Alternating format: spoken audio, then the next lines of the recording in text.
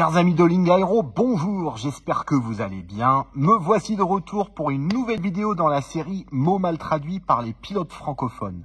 Et aujourd'hui, on va parler du mot « finir ».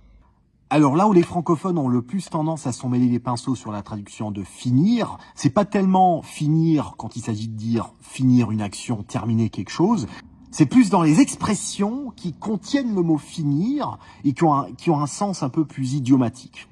On va voir. Alors, quand il s'agit de finir, de faire quelque chose, terminer une action, c'est pas méga compliqué, c'est finish, mais ce qu'il faut retenir, c'est que c'est avec la forme ing. Donc, par exemple, je viens de finir de ramoner mon entrée d'air. I have just finished cleaning my air intake.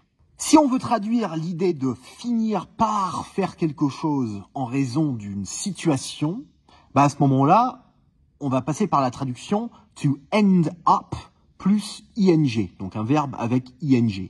Donc par exemple, le croque-mort avait tellement marre des obsèques qu'il a fini par offrir de la crème hydratante à ses clients.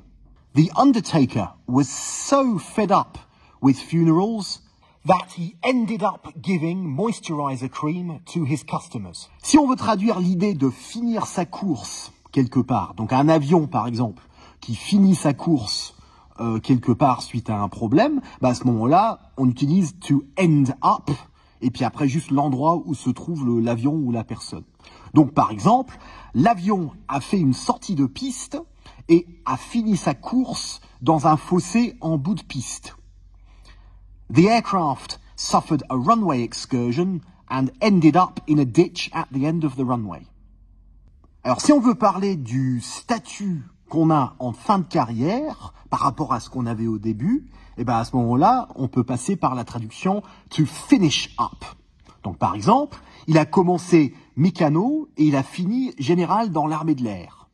He started out as a mechanic and finished up general in the Air Force.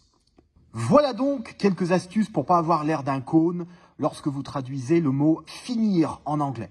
J'espère que cette vidéo vous a plu. Bon vol à tous et à très bientôt. Au revoir.